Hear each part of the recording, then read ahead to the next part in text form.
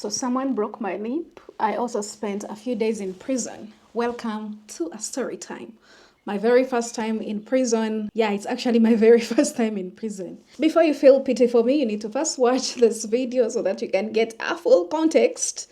And also, before you judge me, you also need to finish the video. I'm not saying this because I want people to watch my videos to the end, which I am, but yeah, sometimes the context is very important because sometimes I read comments and I can tell if someone did watch the whole video.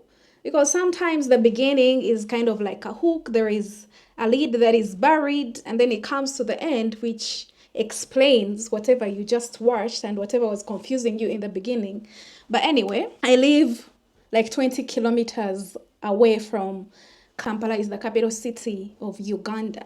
I live very far from the city, but I go to the city very often, sometimes twice a week, guaranteed every week I have to go to the city because the company I'm working with, the headquarters are in Kampala, and I have to go there for the meetings and do some follow-ups, also get paid. So last Saturday, I was going to office and I had an altercation on the road with someone, a border rider. Those are motorcycle riders. That's what we call motorcycle riders in Uganda. They carry people on those motorcycles. So this guy, I am negotiating a pothole. There are so many potholes in Uganda on the roads. So I'm negotiating a pothole and I slowed down kind of. And then this guy comes to go in front of me. But in my mind, I wasn't looking at whoever is coming from this side. I was on a roundabout. I had right of way on the roundabout, but there are potholes on the roundabout. So I'm driving. My mind is trying to negotiate these potholes. Someone is entering into the roundabout and I'm about to exit. They're entering from this, about to exit. They are going like the next exit, not the one I'm taking. Yeah. So I'm not looking at them. By the time I finish negotiating the potholes, I'm seeing people in front of me. So I literally stopped on them. I didn't knock them so bad. I knocked them a little bit, but not so bad. They didn't fall down, but they were like, staggered. And this guy jumps off, the one that was being carried.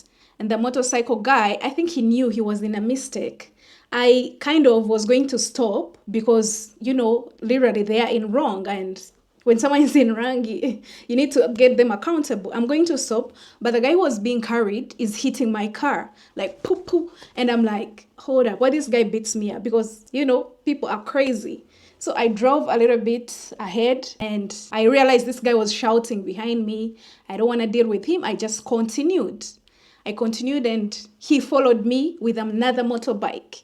The guy with whom he had come with realized they were in wrong.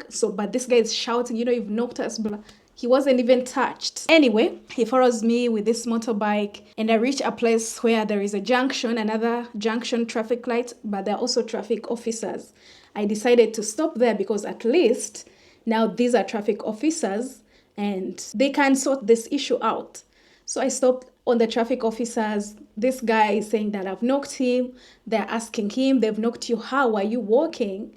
He's like, no, I was on a motorbike. And where is the motorbike? The motorbike guy left. They're telling him like, hey, since the motorbike, it was a vehicle and another vehicle and the vehicle is not here, we don't have evidence to show that there was any knocking. He says that they should check my car.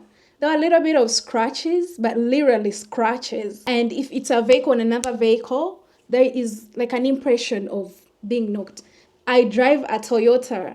Toyotas are not that strong that even if you knock something, there's going to be an impression. There was no impression, just a little bit of scratch from the bike. Yeah. Anyway, this guy is not resolving an issue. Personally, I've actually let it go because there is no big issue on my car, but he's shouting that I need to pay him money. Then I realized that this guy, it's probably his hustle and maybe he planned it. I'm thinking like, did he plan this? At first, when we reached the traffic officers, I wasn't talking much because sometimes I like to sit down and try to analyze my situation. I'm in Uganda. I know there is very high corruption in this country. And, sometimes you need to first understand your situation. So I'm just seated back and I'm letting this guy go on and on with the officers. Then I would jump in like a little bit. I would tell them like, no, I did not knock this guy. He is lying. I'm not saying much. I'm just sticking to my story. I didn't knock this guy. He is lying. Because I realized very quickly that if I dare say that, yeah, there was some kind of impact, obviously you are a vehicle driver. They are going to make you pay. It doesn't matter who was in wrong. It doesn't matter who was right. And I'm trying to recall the whole situation. I'm like, what happened? I'm trying to try and understand what exactly happened. So the officer talks to me. At this point, I'm actually calling other police officers that I know. And I'm telling them, hey, I have this situation and I don't know how it's going to go. But if things get out of hand, I'm going to be calling you. But with time, the officers are trying to say, because of this scratch that is on my car, that maybe there was some knocking. I was like, this is literally a scratch. In Kampala, we get scratches every single day. How are you saying that because of this scratch, now I should pay this guy? This is not a pedestrian, first of all. If I knocked another vehicle, I knocked a motorbike. Maybe the owner of the motorbike should be here. Maybe we can talk about this. We can resolve this issue. Even if I'm indeed supposed to pay, there needs to be another vehicle that I actually knocked. They are literally supporting this guy. No, I'm getting so angry. So I get so angry, I pulled out my camera and I started recording.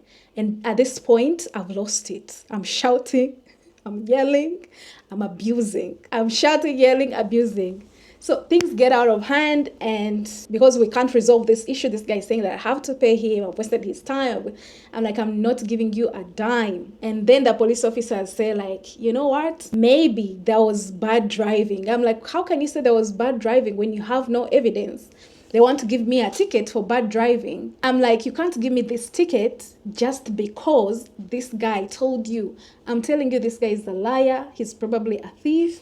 Anyway, I refuse the ticket and I'm so angry because they can just put the ticket on your car.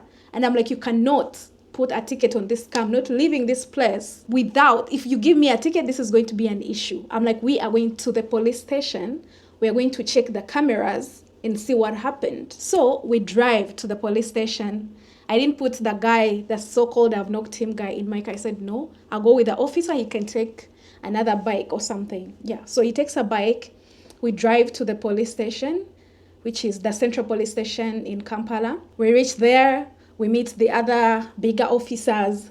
And we are also in another argument. We are arguing and arguing for like an hour. They're trying to say we should sort this issue out. Kampala. He just saw someone. I'm recording you.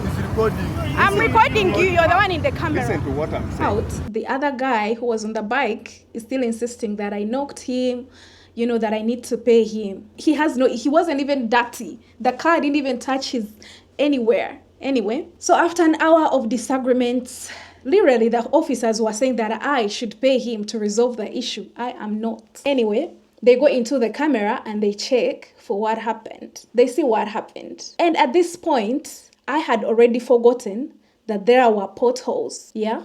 So I don't remember, because when you look into the camera, it is not very clear to see what is actually on the road. I'm on the roundabout. I have right of way by law, and I'm about to exit, and I'm slowing down. So this guy was saying that, see, she slowed down. That means she stopped for us to pass. But in actual sense, I didn't even see them. They're coming from this side. And we all know cars, there are so many blind spots where the body doesn't have a full glass. So I wasn't seeing them. I was looking forward, plus negotiating the potholes. So I'm confused. I'm looking at this camera footage. Like, no, I don't get why I would stop on a roundabout personally. It doesn't make any sense. And at this point, I'm looking like a criminal. I'm looking like someone who literally stopped and intentionally drove fast to hit someone in front of me, because that's how it was looking like. Anyway, they are still, now at this point, I'm like the bad person. I'm like, no. Even if, like, it doesn't make any sense. At this point, I can't even defend myself. I'm telling these guys, like, look, I know it looks like I stopped, but why would I come and tell you a different story? If I stopped, why would I then drive and hit this person? They are telling me maybe you forgot, maybe, it was an accident. Yes, it was an accident, but I did not forget. I've been driving for like 5 years now, actually more than 5. I have a good enough experience to not do something like that. I'm on a roundabout. I'm trying to explain the right of way thing. They're saying, no, you stopped. That's when this guy came in. and then you drove fast, because after negotiating the potholes, I drove fast to try and, exit the roundabout. I was there, I was so angry, and when I get angry, fam, when I get angry, I told you my story is about working for those people in the UAE who don't want to pay. You work for the full man, this person is dancing around my money. I flex my elbows. So I start fighting. When you start fighting, they'll give you a cell. Yeah, they put me in a cell, and I'm there shouting. I'm telling them that I'm going it's not funny. Anyway, at some point, that's how I got this hit. My lip was very swollen. This is just now healed. I spent like the last 3 days healing. Anyway, I'm inside the cell. I had already called my sister and told her, like, hey, there's this issue right now. We haven't sorted it out. She's like, okay, you let me know what happens. So I call her again when I'm inside the cell. She calls some people that she knows around the CPS to come and check on me and see what the issue is. While I'm in the cell, I'm pacing around. Of course, they took my phone. I'm pacing around. I'm like, how did this happen to me? I'm very careful. Honestly, hand to God, I had never been in any accident.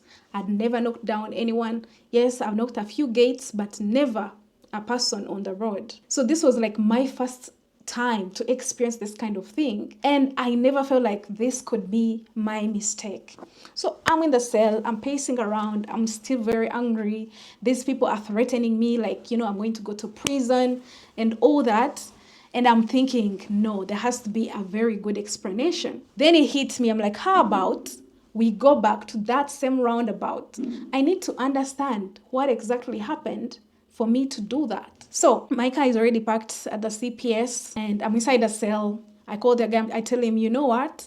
There could be another explanation. How about we drive around the roundabout, and we see maybe there is something that is going to come to me. First of all, they were really hesitant to do this, but they knew it was going to be a very long day for them and me, because I was shouting, I was talking all sorts of things. Remember, I had already recorded the traffic lights when the police officers were there. I had already recorded a footage, and it was going to be like a whole situation. I can tell that they did want to deal with me, but this guy was also there. He's a complainant. He's saying this girl knocked me, and they cannot just erase the whole situation. The situation is right in front of them, and everyone involved is very difficult. So we drive back to the roundabout. Then I see the potholes. The potholes saved me. When I saw the potholes, I was like, now it makes sense. You see why I stopped? On the camera, it doesn't show, but this is why I slowed down. That is why I stopped, because I was negotiating the potholes. I never this guy away. I never gave them way to pass. Why would I do that? And then go ahead and knock them? It doesn't make any sense. Anyway, I spent a few hours in the cells. And then after the whole roundabout, we drove back. I wasn't driving, by the way, at this point. Someone else was driving. I was like in the passenger seat. And then we drove back to the CPS. It wasn't very far from the CPS, thank God. We drove back to the CPS, and they told the guy, like, hey, your motor rider was actually in wrong. So if you keep insisting, you might have to pay her, in fact, because the scratches on her car, you and your motor rider were in wrong. So that is how I survived. But it was a crazy experience. I know when you talk about this, like in a few 15 minutes, 14 minutes, it was a full day. Imagine from the knocking point to the traffic lights where we met the police guys. We were there shouting for like at least an hour. By the time we went to CPS, sitting inside the office with these other bigger officers, also shouting for another full hour. By the time they checked the cameras, to find the footage, we are seated waiting for them to get the information from the cameras. Remember, they weren't sure of the exact time. They had to backdate until they find which car was mine, which was a black Rumion. There are so many Rumions in Uganda. They could see it. Like here, it was a very long time. And I'm in the cells. The time I spent in the cells, the people who came to see me that my sister sent, and then there was no resolution still. And then going back to the roundabout, my God, it was a full day of chaos. Wherever I was going to work, I never made it. I didn't even call my boss. I had to tell him later, like, hey, this is why I've not been available. I've been busy dealing. So that's about the experience. I hope we never go back to the cells. As much as in the rush, the adrenaline, you know, I act tough, but when I sit back like right here and reflect, trust me, I never want to go back. That's it about today's video. Bye bye. I'll see you guys in the next one.